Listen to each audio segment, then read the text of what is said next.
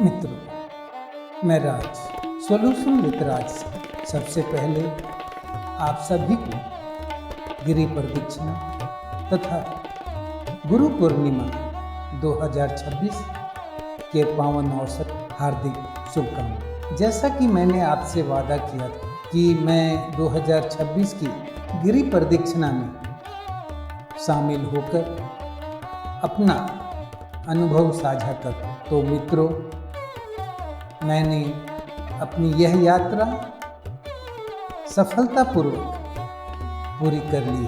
अब आप बताएं, क्या आपने भी परिक्रमा की? कमेंट में जरूर लिखें। इस वीडियो में मैं अपनी पूरी यात्रा का अनुभव आप सभी के साथ साझा कर रहा हूँ।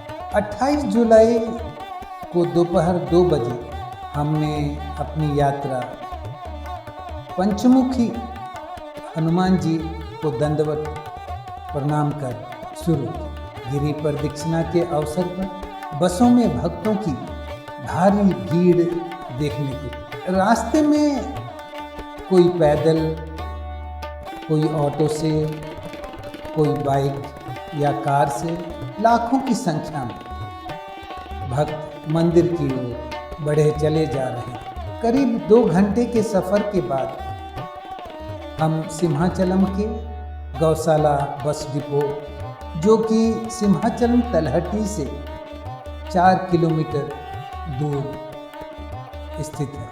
यहाँ भी रास्ते में हर तरफ भक्तों का सैलाब दिखाई दे रहा है। हर किसी को सिंहाचलम मंदिर की तलहटी पहुंचकर अपनी परिक्रमा प्रारंभ करने का चाहत था। प्राचीन परंपरा के अनुसार परिक्रमा शुरू करने से पहले भगवान के सामने नारियल तोड़कर उनका आशीर्वाद ले परिक्रमा शुरू की जाती है। कुछ तो ये भी मानते हैं कि परिक्रमा पूर्ण करने के बाद भी नारियल तोड़कर भगवान को अर्पित करना चाहिए। परंपरा के अनुसार मैंने भी नारियल अर्पित कर प्रभु को प्रणाम किया और अपनी परिक्रमा का शुभारंभ किया। इस समय शाम के 4:56 हो रहे थे, कहें तो 5 बजने वाले थे। मित्र, चारों ओर भक्तों का सैलाब जहाँ तक नजर जाती है, भक्त गोविंदा का स्मरण करते हुए परिक्रमा में आगे बढ़े जा रहे हैं। इस परिक्रमा में लगभग 12 वर्ष तक के बच्चे, 5 से 10%, 15 से 45 वर्ष के युवा करीब 90% और 50 वर्ष से ऊपर 3 से 5% भक्तों के शामिल होने का अनुमान। इस परिक्रमा में ऑफिशियल मानते हैं कि करीब 6 लाख भक्त शामिल हुए थे, पर कुछ का मानना है कि यह संख्या 8 लाख से ऊपर थी। शुरुआत में रास्ता आसान था और भक्तों में जबरदस्त उत्साह दिखाई दे रहा। रास्ते में मेडिकल की दुकान, सॉफ्ट ड्रिंक की दुकान और भोजनालय भी दिखाई दे रहे थे। इनमें कुछ निजी थे, लेकिन कई भक्तों ने सेवा भाव से फ्री में पानी, चाय और भोजन की व्यवस्था की हुई थी। इसके अलावा बस, एम्बुलेंस और फायर टेंडर्स की सुविधा भी उपलब्ध थी, ताकि किसी भी ज़रूरतमंद भक्त को समय पर सहायता मिल सके। भक्तों की सहायता के लिए पुलिस के लोग दिखाई दे रहे।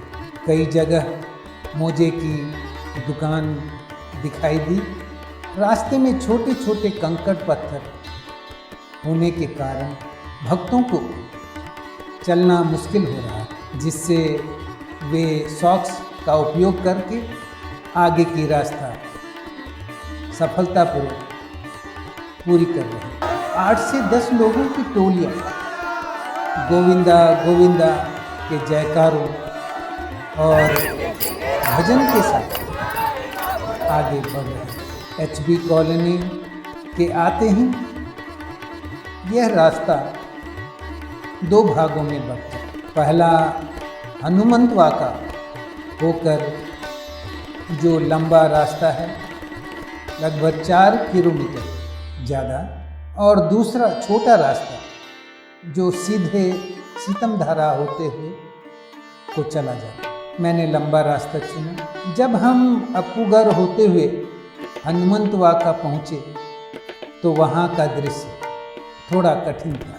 कहीं भी पुलिस व्यवस्था नहीं थी और वाहनों पर कोई रोक नहीं था। जिसे जहाँ जगह मिली वो वहीं वाहन लेकर घुस गया, जिससे भक्तों को काफ़ी परेशानी का सामना करना पड़ा। किसी तरह उस स्थिति को पार कर हम आगे बढ़े।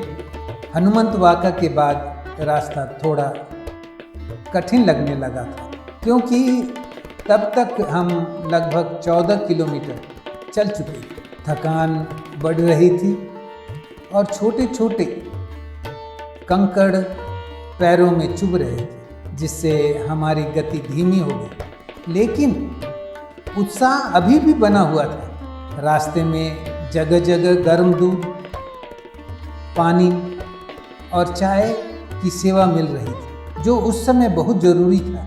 रात 12 बजे हम NAD जंक्शन की ओर बढ़ रहे थे और करीब सुबह के 2:30 बजे 2:30 हम सिमाचलम तलहटी पहुंचकर अपनी परिक्रमा का अंत किया।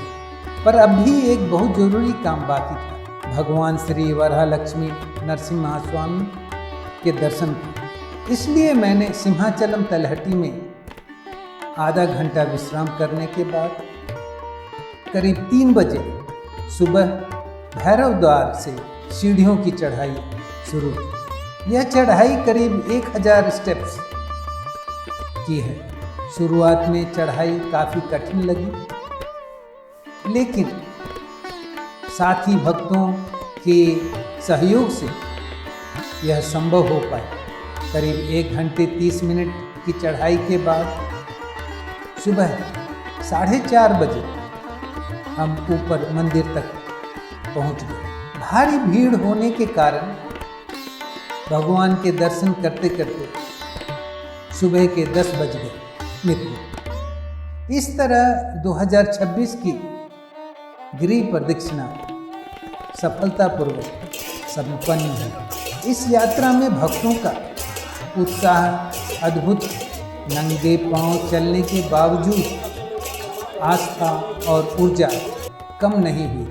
अब आप कमेंट में ज़रूर साझा करें कि आपने अपनी परिक्रमा कैसे पूरी, रास्ते में कैसा अनुभव किया। इसी के साथ मैं इस वीडियो को समाप्त करता हूँ। फिर मिलेंगे अगले वीडियो में। मैं राज। जय हिंद, वंदे मातरम।